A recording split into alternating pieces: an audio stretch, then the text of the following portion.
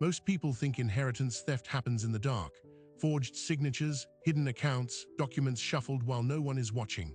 But the truth is, it almost always happens in plain sight with a smile, a hug, and a perfectly reasonable explanation. My brother Marcus sold our family home while I was at my daughter's wedding 3 states away. He told everyone I'd agreed to it, that the timing was urgent, that the buyer wouldn't wait. He handed me my half of the money 6 weeks later with sympathy in his eyes and said the market was soft. The house our mother died in, the house her will said we would decide on together, was gone. What Marcus didn't know was that I'd installed a garden camera the month before she passed. It was meant to watch the roses she loved, but it captured everything else too. Her name was Alina, and she'd lived in that house for 47 years. She raised both of us alone after our father left, worked double shifts at the county hospital, and somehow still found time to tend those roses every spring. When she wrote her will, she made one thing absolutely clear. The house was to be a decision we made together, Marcus and I, brothers who had once shared a bedroom and now barely shared phone calls. You may have someone like Marcus in your family. The one who handles things, the one everyone trusts because they've always handled things. The one you never think to question until it's far too late. What I found on that garden camera didn't just show me what happened to the house. It showed me who my brother actually was, and the answer began 6 weeks before our mother took her last breath. 6 weeks before she died, our mother stopped recognizing the roses. That was the first real sign, the one Marcus and I couldn't talk our way around. Alina had always been sharp, sharper than both of us combined. She could name every plant in that garden by its Latin name, the dates she'd pruned them, which ones were struggling and why. Then one Tuesday afternoon, she looked out the kitchen window and asked me whose flowers those were. I told her they were hers. She'd planted them the year I turned 7. She nodded, smiled politely, and I could see she was filing it away in the part of her brain that was no longer accessible, like a document placed in a drawer that had been locked from the inside. The doctors called it vascular dementia, the kind that moves in steps, not slopes. Good days, bad days, then no good days at all. I lived 6 hours away in Charleston. Marcus lived 12 minutes from her front door. That distance became the entire story before I even realized there was a story. He was the one who took her to appointments, picked up prescriptions, handled the paperwork. When I called to check in, he used words like stable and comfortable and don't worry about it, I've got it. You hear those words often enough and you start to believe them, partly because it's easier, partly because the alternative requires you to admit something about your own absence that you're not ready to face. I was the older brother by 4 years, but Marcus had always been the one who showed up. He organized the family gatherings, remembered birthdays, knew the neighbors by name. He worked in commercial real estate, which meant he understood property, understood value, understood how to make things happen, while I understood how to be somewhere else. Our mother's will was drafted 15 years before she got sick, back when the future was still a hypothetical. It was simple. The house on Sycamore Lane would go to both of us equally, and any decision about its future had to be made jointly. Not even jointly, that's not precise enough. The exact language, which I have now read so many times the words have lost all meaning, stated that the property could not be sold, transferred, or encumbered without the mutual written consent of both beneficiaries. She was specific about that. She told us once, at a dinner neither of us remembers well enough, that the house was the only thing she had left of her own mother, and she wanted us to treat it like a living thing, not an asset to be liquidated. Marcus nodded. I nodded. She believed us. Then the dementia took her vocabulary first, then her recognition, then most of her hours. By the final spring, she was bedbound, and the only thing that still calmed her was the sound of the garden, birds, wind, the neighbors' wind chimes. I had a security camera installed under the eaves, angled toward the rose beds and the side gate, so I could pull up the feed on my phone and see what she would have seen if she could still sit by the window. It wasn't surveillance in the way people think. It was a window, a small way of being there when I wasn't there. I told Marcus about it because he asked where the little white box under the roofline had come from. He nodded, said good idea, and never mentioned it again. What I didn't know then, what I couldn't have known, was that the camera recorded continuously to a cloud account I rarely checked, capturing not just the roses and the hummingbirds, but a wide view of the driveway, the side entrance, and a portion of the back porch where Marcus often took phone calls when he stepped outside during his visits. Visits that, according to the footage, I would eventually watch in a darkened room over the course of 3 sleepless nights, were far more frequent and far more purposeful than he'd ever let on to me. The timeline matters now because when you're trying to understand how a thing like this happens, you can't just look at the explosion. You have to trace the fuse. And the fuse was lit, I believe, the same week our mother asked me whose flowers those were. That was the week Marcus stopped returning my calls about her care, the week he told me the doctors wanted to try a new medication that wasn't covered by insurance, the week he first mentioned, casually, almost in passing, that the house was getting to be a lot to maintain and maybe we should start thinking about what comes next. I said we'd talk about it later. He said, of course. And beneath that, of course, was the quiet sound of a door I didn't know had just closed. Our mother died on a Sunday morning in late September, 5 days before my daughter's wedding. Marcus called me at 6:17 in the morning, voice careful and measured, the voice he used for real estate clients. She's gone, he said. It was peaceful. I held the phone and looked at the ceiling and felt 17 different things, none of which I could name. He said he'd handle the arrangements, that I should focus on the wedding, that Mom would have wanted me to be present for my daughter. All of that was true, all of it was kind, and all of it, I now understand, was part of a design that had been in motion for months. The wedding was in Asheville, 3 states away from the mess of grief and paperwork I assumed was waiting for me. I danced with my daughter, I gave a toast, I smiled for photographs, and while I was raising a glass to new beginnings, a closing was scheduled at a title company 2 counties over from Sycamore Lane. The buyer was a limited liability company registered 10 days before our mother's death. The registered agent was a business associate of Marcus. The sale price was $214,000, roughly half of what the property was worth according to a market analysis the bank had commissioned less than a year earlier. My signature on the consent form, the one that authorized the transaction, was not mine. I found all of this out 6 weeks later when a check arrived by certified mail with a note from Marcus saying he'd managed to get the house sold quickly so we could both move on. He was sorry I hadn't been able to be there for the closing, but it was urgent, the buyer wouldn't wait, and he'd acted in both our interests. He was sure I'd understand. He was right about one thing, I understood perfectly, just not the way he meant. The camera I'd installed to watch our mother's roses had captured footage from the 2 weeks before her death and the 3 days after that made it very clear exactly whose interests Marcus had been acting in. And the most damning thing on that footage wasn't what he did.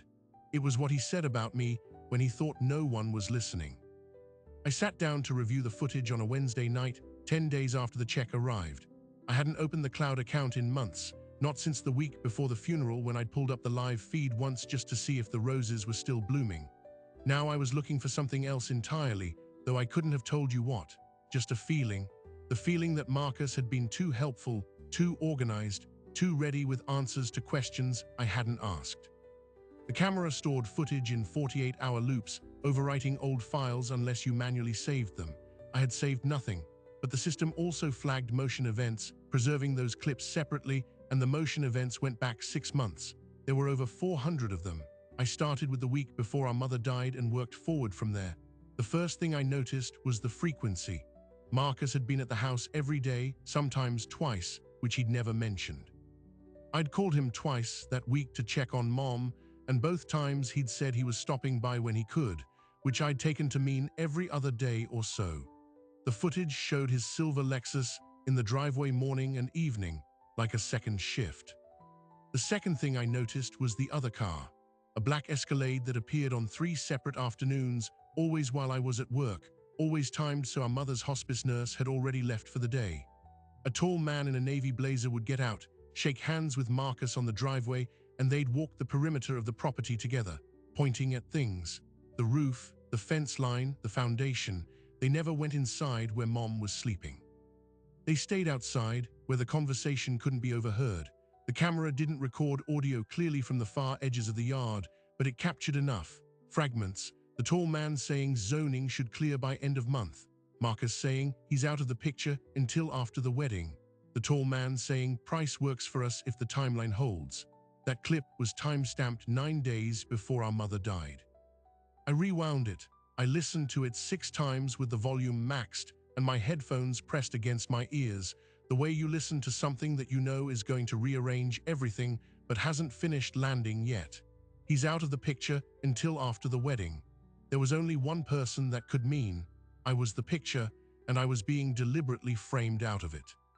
The next clip that mattered was recorded at 8:41 in the evening, 3 days before she passed. Marcus had stepped onto the back porch to take a phone call. This close to the camera, the audio was crystal clear. He was talking to the same man, the navy blazer, I could tell from the shorthand. They were discussing the closing date. Marcus said they'd need to move fast once she was gone, that the will needed to be processed, but he had a contact at the title company who could expedite. The man asked about the co-beneficiary, which is the word he used, like I was a line item. Marcus said, and I will never forget the exact phrasing because I've replayed it so many times it's burned into the part of my brain that stores things I can't forgive. Don't worry about David. He's sentimental about the place, but he's not going to fight. He never fights. That's his whole personality. Then he laughed. A short, dry laugh that I had heard at 100 family dinners and never once heard for what it was. The sound of someone who had been measuring me for years and found me exactly the size he needed. I paused the video, I stood up, I walked to the kitchen, poured a glass of water and didn't drink it. I just stood there holding it, letting the cold seep into my palm because I needed something physical to anchor me to a moment that was sliding sideways. My brother had planned this, not opportunistically, not in a moment of weakness when grief and paperwork collided. He had choreographed it while our mother was still breathing, while I was still calling him to ask how she was, while he was saying the words stable and comfortable and meaning none of them. The footage from the morning after she died showed the Lexus arriving at 7:14 before the sun had fully cleared the maple tree in the front yard. Marcus let himself in with his key, and he was carrying a black leather portfolio I recognized from his real estate office, the kind with a legal pad and document sleeves. He stayed inside for 40 minutes, then emerged carrying a stack of papers that I now know included the original consent form, the one that would need my signature. The one I never saw. The camera couldn't see through walls, so I can't tell you exactly what he did in those 40 minutes, but I can tell you what the hospice nurse told me when I called her later. She said Marcus had been very helpful that morning, had offered to handle all the paperwork, had asked her to leave the medical records in the kitchen drawer because he'd take care of filing them. She said he seemed calm, composed, exactly the way a grieving son should seem if you'd never met a grieving son before. The buyer was a limited liability company called Sycamore Holdings LLC, registered in Delaware 12 days before our mother's last breath. I pulled the incorporation records. The registered agent was a man named Peter Dorsey, a commercial broker who had worked with Marcus on at least 4 previous deals that I could verify. The sale price was $214,000. I had the bank's market analysis in front of me from the year prior, commissioned for some insurance matter our mother had asked Marcus to handle. That analysis valued the property at $390,000, and that was before the neighborhood had ticked up another 8%. Marcus had sold it for just over half of what it was worth, and he had sold it to someone he knew. But the price wasn't even the part that stopped my breath. It was the timing. The LLC was created before she died. The buyer was ready. The documents were prepared. The closing was scheduled to occur while I was standing at my daughter's wedding reception, raising a glass to new beginnings, exactly the way Marcus had described me to a stranger. He's out of the picture until after the wedding. He never fights. That's his whole personality. I sat back down at my desk.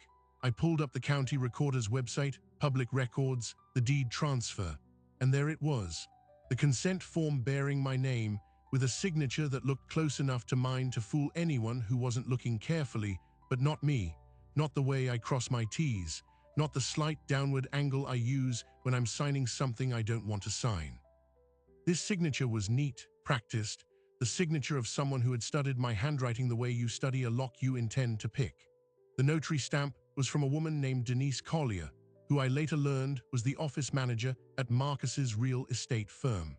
The same Denise Collier who had sent our family a condolence card 6 weeks earlier with a handwritten note about what a wonderful brother Marcus was.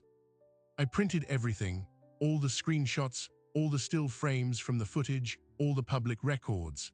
I put them in a folder, a plain manila folder just like the one I imagined Marcus had used to organize his side of this.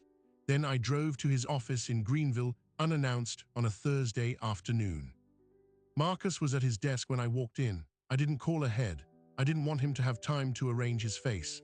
His assistant tried to stop me in the lobby, but I walked past her with the folder held flat against my chest like a shield or maybe a weapon, I wasn't sure which. He looked up.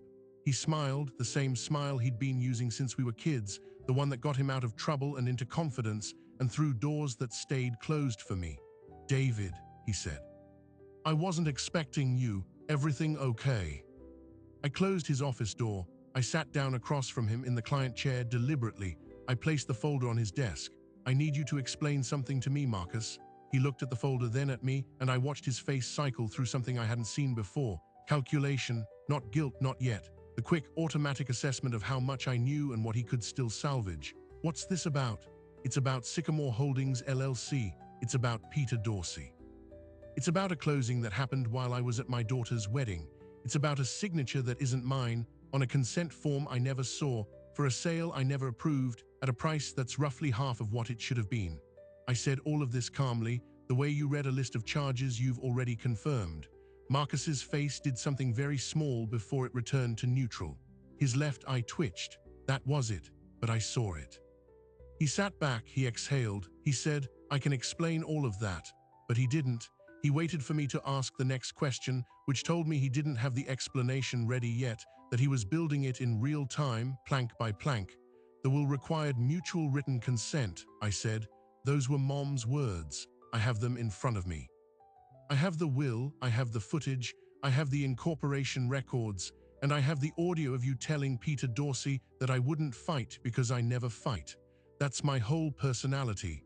Remember saying that? Now his face changed for real. The neutral mask cracked and something else pushed through, something that looked almost like relief, the strange relief of a man who has been carrying a secret and just realized the secret is out, and the worst thing he imagined might not actually happen now that it's in the open. "You recorded me," he said. "I recorded the roses," I said. "You walked into the frame." He stood up. He walked to the window and looked out at the parking lot, his back to me. When he spoke again, his voice had shifted into a register I'd never heard from him before. It was the voice of someone explaining something to themselves as much as to me. "Do you know what it costs to take care of someone with dementia for 3 years while you're 6 hours away? Do you know how many appointments, how many insurance battles, how many nights sitting in that house while she didn't recognize me either? You think I didn't notice that she stopped knowing who I was too? The only difference is I was the one who showed up anyway." I let him say it. I let the silence that followed stretch until it was uncomfortable, because I knew if I spoke too soon, I'd say something I couldn't take back, and I needed him to keep talking. "The house was a drain," he continued. "It was falling apart. The roof needed replacing, the foundation had cracks, and the insurance wouldn't cover it. I found a buyer who was willing to take it as is. I got you a check. You got your half. I don't understand what the problem is." The problem, I told him, was that I didn't get my half.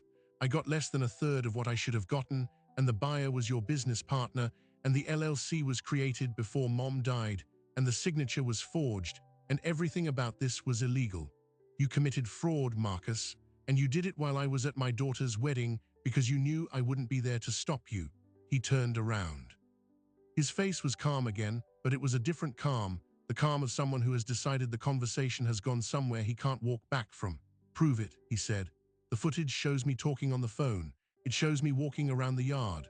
It doesn't show a forged signature. It doesn't show intent. You think a grainy video of me standing on the porch is going to hold up in court? You think a judge is going to care that I made some offhand comment to a colleague? Grief makes people say things. I was overwhelmed. I was trying to handle everything. I made mistakes. But fraud," he shook his head slowly, "that's a very serious accusation, David." I opened the folder. I pulled out the first document, the consent form. I placed it in front of him. "That's not my signature." I pulled out the incorporation papers for Sycamore Holdings, the registered agent listing Peter Dorsey, the date stamp that showed the LLC was created before Mom died. I pulled out the bank's market analysis showing the true value of the property. I pulled out a transcript of the phone call, the one where he'd said I was out of the picture, the one where he'd laughed about my personality. And then I pulled out the thing he wasn't expecting. A letter from Denise Collier's Notary Commission Board, which I had called the day before, confirming that notarizing a signature without the signer present was a violation of state law and grounds for revocation of her notary license, and possibly criminal charges for all parties involved. I didn't say anything else. I just placed each document on his desk, one by one, until the desktop was covered.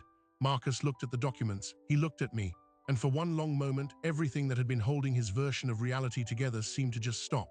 Then he said something I was not prepared for. "There's something you don't know," he said quietly. "Something about the will that you haven't seen. Something Mom changed 6 months before she died, before the dementia got bad. She asked me to keep it quiet because she didn't know how to tell you herself, and I've been carrying it ever since." That was the pivot. That was the moment the entire ground under my feet shifted, because I had come here ready for a fight, ready to prove what he'd done to me, and instead he was about to tell me that our mother had done something to both of us that I didn't even know was possible. I sat back in the client chair. My throat was dry. "What are you talking about?" I said. Marcus looked at me with an expression I couldn't read.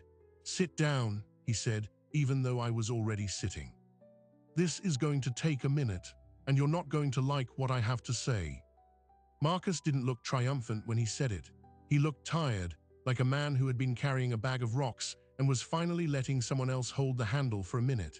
He opened a drawer in his desk and pulled out a single sheet of paper sheathed in a clear plastic document sleeve, the kind you use to protect the originals. He placed it on top of the folder I just emptied onto his desk. It was a codicil. A legal amendment to a last will and testament bearing our mother's signature at the bottom, dated February 19th, 6 months before she died. I picked it up. My hands were steady, which surprised me. I read it twice before I spoke. The language was dense, but the meaning was simple. It stated that in consideration of the care and financial support provided by Marcus over the preceding years, the family home on Sycamore Lane was to be transferred to him in its entirety upon her passing, and that any previous provisions regarding joint ownership were revoked. It was notarized. The notary stamp was Denise Collier. I sat there holding the plastic sleeve and let the silence stretch. There is a particular kind of quiet that happens when you realize every assumption you've been operating under was wrong, but you haven't yet figured out whether you're the victim of a deception or just the last person to get the memo. "When did she sign this?" I said finally. "February 19th, Marcus said. "I told you, 6 months before she passed." "Where?" "At the house. I drove her to the bank that morning to get it notarized." "You just said it was notarized by Denise Collier. She doesn't work at a bank." A small pause. Marcus blinked. "You're right. Denise came to the house. I misspoke. It was a different day I took her to the bank. The point is, Mom wanted this. She told me she felt guilty about you being so far away, but she also felt like you'd abandoned the house years ago. You barely visited. You never offered to help with the maintenance. She said the house should go to the person who loved it enough to stay. I didn't ask for this, David. She brought it up herself." He said all of this with the careful, deliberate cadence of someone who has rehearsed a difficult conversation and is now performing it for the first time in front of a live audience. I noticed his right hand was resting on the edge of the desk, thumb tapping lightly against the wood, a tell I hadn't seen since we were kids, and he was trying to convince our mother that the broken window wasn't his fault. "Let me see the original," I said. "This is a copy. The original is with her estate attorney." "What's his name?" "Her name, Patricia Womack. She has an office downtown. You can call her yourself." He gave me the name and number without hesitation, which made me pause. Either the document was legitimate and he was confident, or he had covered his tracks so thoroughly that he believed no one would find the seam. Either way, I was not going to get the truth from the piece of paper alone. I stood up. I collected my documents from his desk, leaving the codicil copy where it was. "I'll look into this," I said. "Take your time," he said. "I've been holding on to this for a long time. I can wait a little longer." I drove home with the codicil copy on the passenger seat and a feeling in my chest that was becoming familiar, the cold weight of suspicion slowly hardening into something more solid. Patricia Womack was a real attorney. I called her the next morning, sitting in my kitchen with the coffee going cold and the footage from the garden camera still loaded on my laptop. She was guarded but professional. Yes, she had prepared a codicil for Alina at Marcus's request in February of that year. Yes, she had spoken with Alina personally to confirm her wishes, but she admitted that the conversation had been brief and that Alina had been, in her words, lucid but fragile. She had relied on Marcus's representation that the amendment was something their mother wanted. She had not conducted a capacity assessment. She had not spoken to anyone else in the family.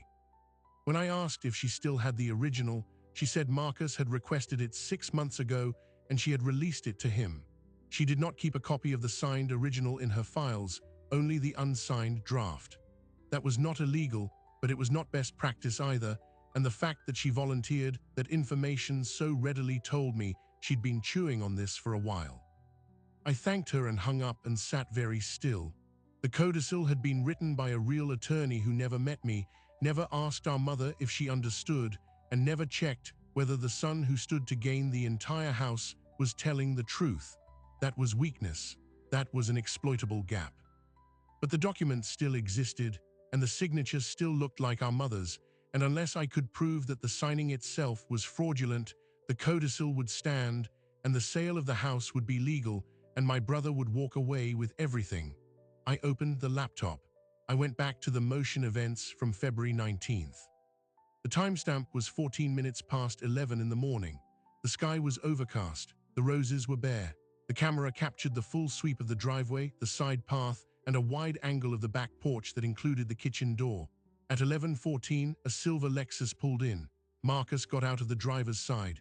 Denise Collier got out of the passenger side. She was carrying a small leather notary journal and a stamp. They didn't ring the front bell. Marcus used his key. I watched them walk inside. The camera couldn't see through walls, but the kitchen window was visible at the edge of the frame, and I could see movement inside. 23 minutes later, the kitchen door opened and Marcus stepped onto the back porch alone, holding a piece of paper. He held it up to the light, inspecting it. He smiled. Not the tired smile of a grieving son doing his duty, the smile of a man who had just gotten exactly what he came for. He folded the paper, tucked it inside his jacket, and went back inside. A few minutes later, he and Denise emerged through the front door and drove away. Our mother did not walk them out. The hospice notes from that day, which I later obtained, noted that Alina had been agitated and confused after her morning visitors left and had asked the nurse when David was coming to see her. She had no memory of signing anything. I replayed the footage 3 more times, and each time I noticed something new. The way Denise Collier glanced around the yard before going inside, like someone checking for witnesses. The fact that Marcus had not brought flowers or groceries or anything else that might explain a visit. The moment, brief but unmistakable, when the kitchen curtains moved and I could see our mother's silhouette in her nightgown, standing at the sink, and Marcus's hand on her shoulder, getting her away from the window. I could not hear what was said inside that kitchen. The garden camera wasn't designed for that, but what happened next made any ambiguity irrelevant. On February 21st, 2 days later, the camera captured Marcus on the back porch again, this time on the phone. He had stepped outside during a visit, closing the kitchen door behind him, and he was speaking in the low, private tone of someone who thinks the walls are the only listeners. The audio from the porch was clear enough to transcribe. He was talking to Denise Collier. "She doesn't remember signing it," he said. "The nurse said she was out of sorts all afternoon. I told her it was just insurance papers, and she seemed to accept that." Pause. "No, the attorney thinks it's fine. I told her mom specifically requested the change. She barely asked any questions." Another pause, then a short laugh. "Denise, relax. David lives in another state and calls once a week to say hi. He's not going to contest anything. By the time he even finds out about the codicil, the house will be sold and the money will be somewhere he can't touch. Trust me." That was the wait, it gets worse moment. Because it turned out the fraud wasn't just in the sale and the signature and the timing. The fraud went all the way back to the document that was supposed to make the rest of it legal. The codicil itself was built on a lie, signed by a woman who didn't know what she was signing, witnessed by a notary who knew exactly what was happening and helped him anyway, drafted by an attorney who never bothered to ask the one question that mattered. And I had it on camera, not the signing itself, but the moment 2 days later when Marcus admitted, out loud, to the entire scheme. I saved the clip, I exported it, I made 3 backup copies and sent one to a secure cloud account Marcus didn't know existed. Then I called the one person I should have called the very first time something felt wrong. My daughter, Jenna.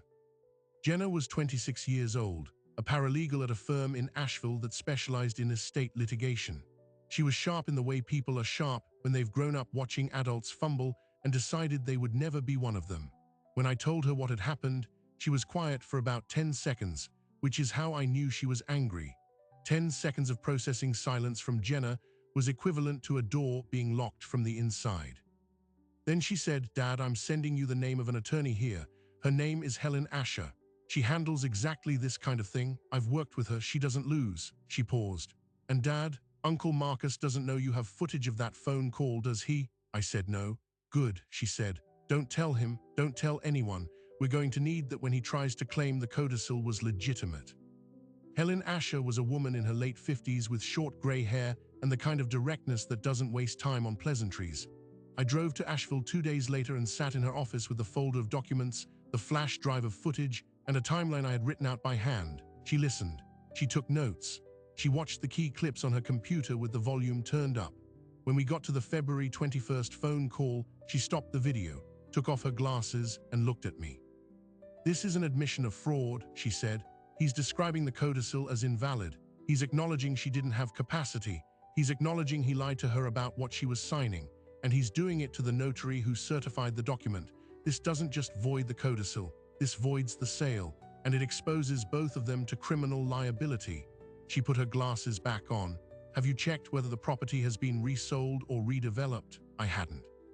She had her assistant check while I sat there. The news was worse than I expected. Sycamore Holdings had filed for a demolition permit 4 days earlier. The buyer wasn't a buyer in any normal sense. It was a development vehicle for a small commercial plaza that Marcus and Peter Dorsey had been planning for over a year. The house was scheduled to be torn down in 18 days. Helen Asher didn't flinch. She picked up the phone, called a judge's chambers she clearly knew well, and requested an emergency hearing for a temporary restraining order to halt the demolition pending a probate investigation. She got a hearing date in 6 days.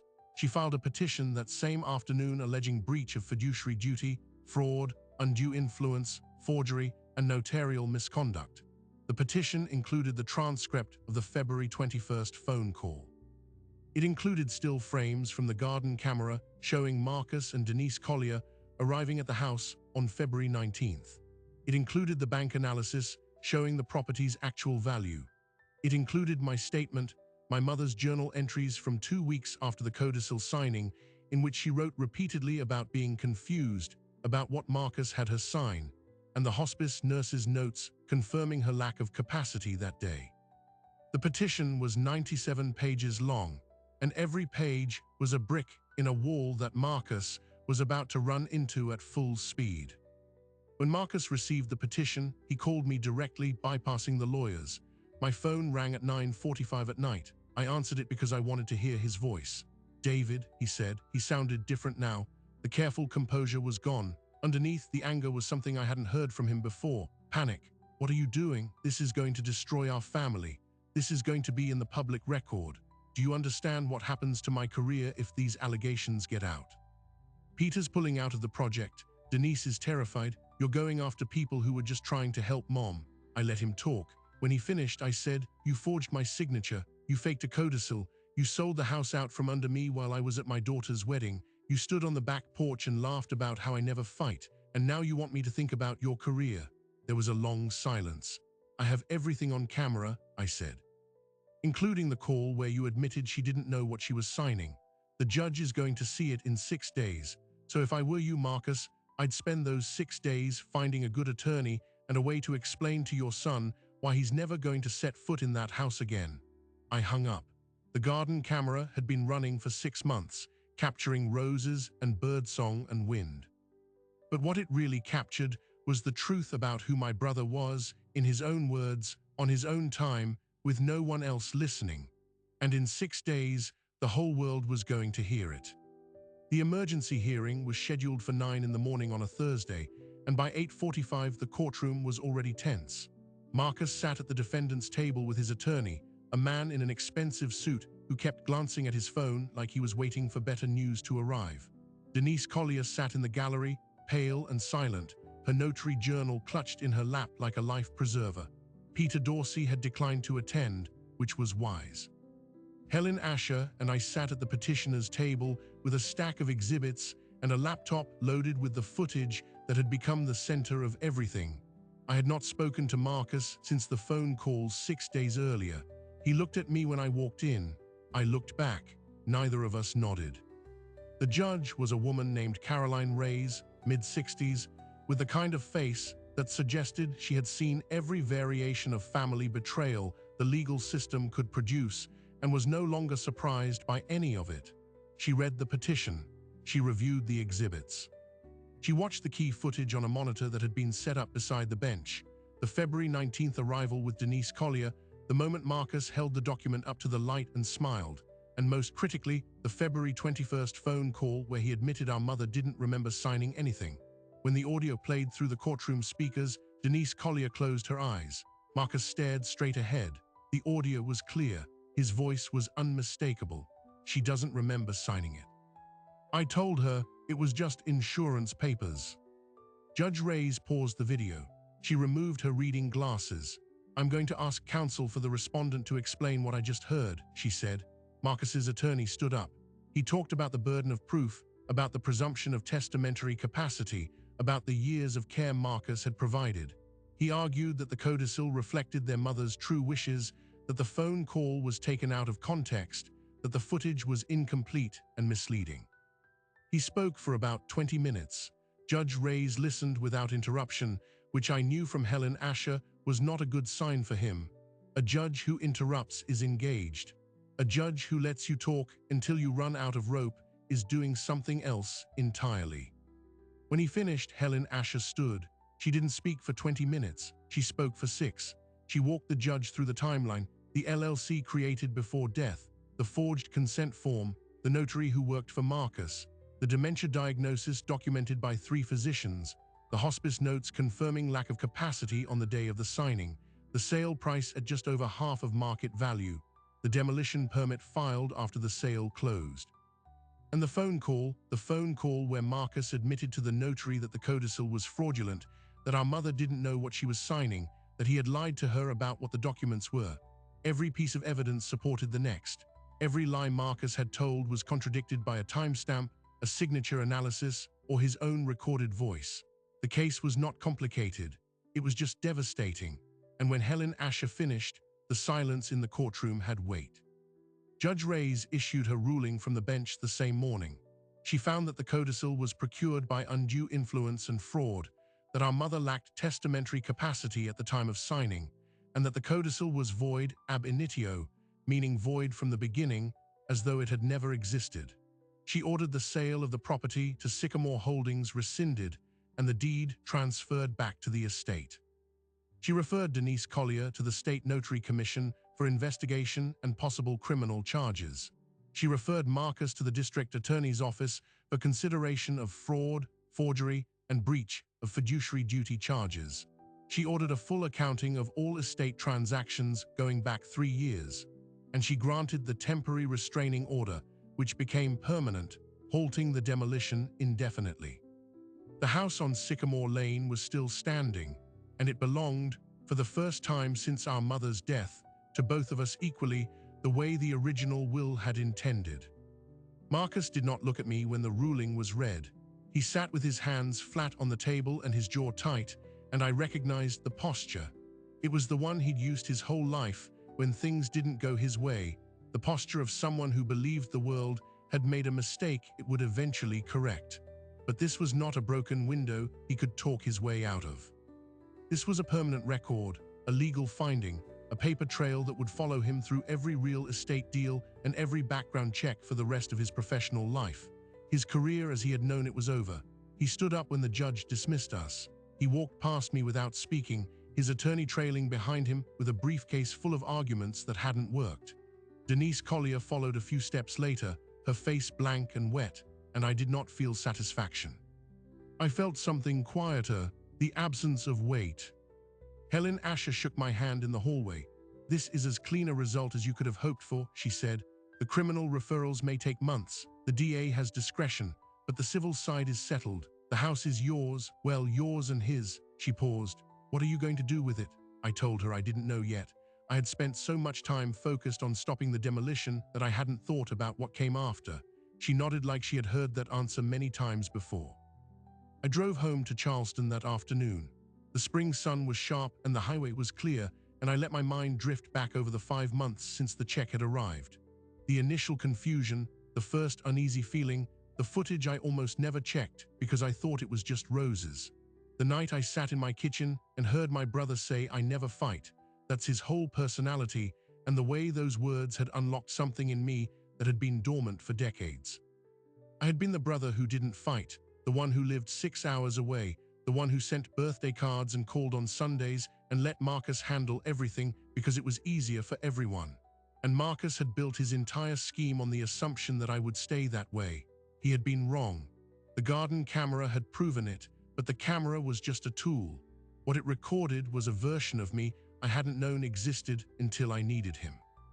I stopped at a gas station outside Columbia and called my daughter. Jenna answered on the first ring. I told her the result. She was quiet for a moment, then she said, "I knew you'd fight, Dad, I always knew." And that, more than the judge's ruling or the criminal referrals or the deed being restored, was the thing that stayed with me longest. The people who know you best sometimes see you more clearly than you see yourself. The house on Sycamore Lane still stands today. I drive up once a month now, a 6-hour trip that used to feel like an obligation and now feels like something I'm doing for myself as much as for anyone else. The roses are still there. The camera is still there, though I've angled it differently now, toward the front garden and the street, a quiet witness to nothing dramatic. The neighbors' wind chimes still catch the breeze. Some afternoons, when the light is right and the yard is quiet, I can almost hear my mother's voice namming the flowers.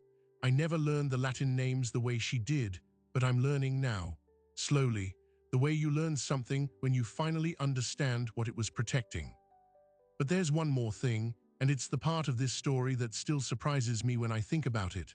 3 months after the hearing, Marcus called me, not through a lawyer, not with a prepared statement. He called from his cell phone on a Tuesday evening, and when I answered he said, "Can we talk? Not about the case, just talk." I almost said no. The part of me that had spent months building a case and sitting in a courtroom and listening to his voice on that recording wanted to hang up and never speak to him again. But I didn't. I said yes. We met at a diner halfway between Charleston and Greenville, the kind of place our mother used to take us when we were kids, with vinyl booths and coffee that tasted like it had been on the burner since morning. Marcus looked different, smaller somehow, though he hadn't lost weight. The confidence that had filled rooms was gone. In its place was something raw, something that looked almost like the younger brother I'd shared a bedroom with 40 years ago. He told me he was sorry, not the careful, rehearsed apology of someone trying to manage a legal situation, but something messier and harder to say. He said he had started seeing a therapist. He said he had been angry for a long time, angry about being the one who stayed while I left, angry about carrying the weight of our mother's decline alone, angry in a way that had curdled into entitlement. He said he had convinced himself that the house was payment for everything he'd done, that he deserved it, that I wouldn't miss it. He said he knew now how wrong that was, and he wasn't asking for forgiveness because he didn't think he'd earned it yet. He just wanted me to hear it from him directly. I listened. I didn't say much, but before we left, I told him I was glad he'd called, and I meant it.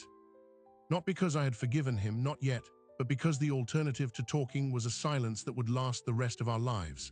Our mother had loved both of us, equally and imperfectly, and she would have hated what happened between us. The roses she planted are still blooming, and the house she protected for 47 years is still standing. As for my brother and me, we're still talking. It's not the ending I expected, but it's the one I'm choosing, and sometimes the choice is the whole point. I think about that choice a lot now, not just mine, but the one my mother made when she planted those roses, and the one Marcus made when he convinced himself the house was payment instead of promise, and the one every family has to make eventually about what they're going to protect and what they're willing to lose. Inheritance is supposed to be about what we leave behind, but the truth is, most families don't get torn apart by the money. They get torn apart by the stories people tell themselves about who deserved what and who was there and who wasn't, and why. The money is just the thing those stories attach to. The camera in my mother's garden was meant to watch flowers. Instead, it watched a brother talk about me like I was an obstacle he'd already cleared. It watched a notary glance over her shoulder before walking into a house where a woman with dementia was about to sign away her home without understanding a single word. It watched a real estate deal get assembled while a wedding toast was happening 3 states away. None of that was supposed to be captured, but it was. And the only reason it mattered is because I finally decided to look. You may not have a garden camera, you may not have footage of the moment someone you trusted said something they thought no one would ever hear, but you have instincts. You have the feeling you ignored because it was easier. You have the phone call you didn't make, the question you didn't ask, the silence you filled with their explanation because their explanation was smoother than your doubt. That's where these things live, in the gap between what you feel and what you allow yourself to believe. My mother's house is still there, the roses are still blooming. My brother and I are not what we were, and we may never be, but the house didn't get torn down, the truth didn't get buried, and a camera I bought for $68 at a hardware store ended up preserving not just a garden, but a piece of my mother's actual wishes, the ones she wrote down when her mind was clear and her voice was her own. If this story meant something to you, do us one quick favor. Hit that like button and subscribe. It costs nothing, but it's how these stories keep getting told. And if you've got your own story about inheritance, family, or a hidden camera that revealed something you weren't supposed to see, drop a comment. I read them. You'd be surprised how many people are carrying something similar and just haven't said it out loud yet. Thanks for being here. Take care of the people who take care of you. And maybe check your cloud storage every once in a while. You never know what it's been keeping for you.